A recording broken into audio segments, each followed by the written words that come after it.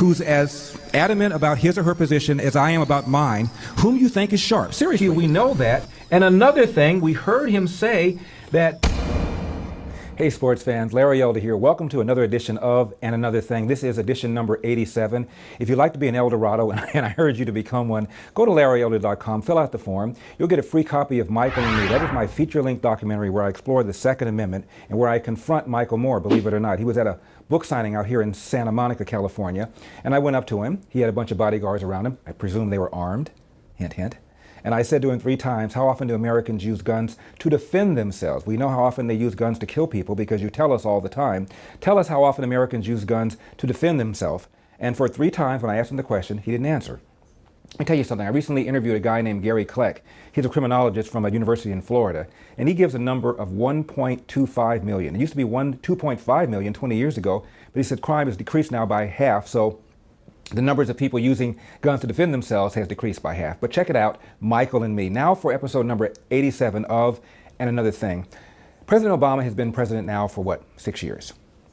He's come in with the attitude of reaching out with an open hand, an unclenched fist. I think it's time now that we can evaluate how well that's worked.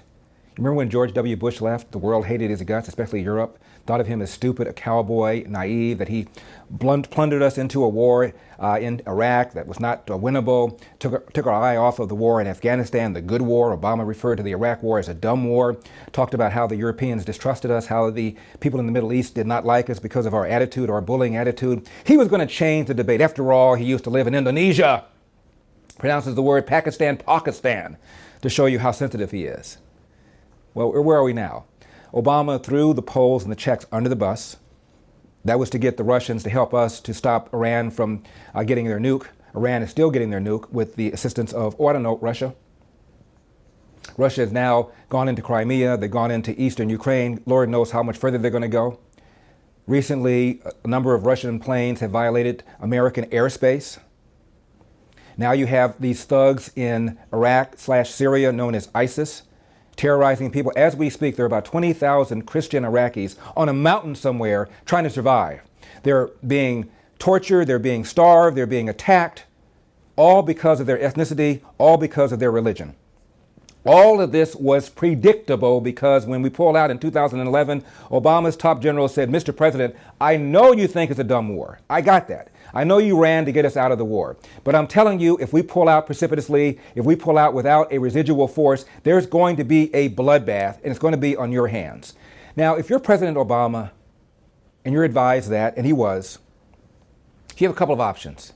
You can tell the American people, I have been advised that the following things are going to happen in the event that we pull out. Let me tell you something. We never should have gone in there, and I will recognize that there's going to be blood. I will recognize there's going to be anger. I will recognize that people are going to blame me. But I'm going to tell you something, America. We never should have gone there, and things are worse now because we went there, and things will be worse if we stay there. Did Obama say that? He didn't. He pulled out. He had al-Maliki right next to him and said, Iraq is a safe, free, and democratic place. Goodbye.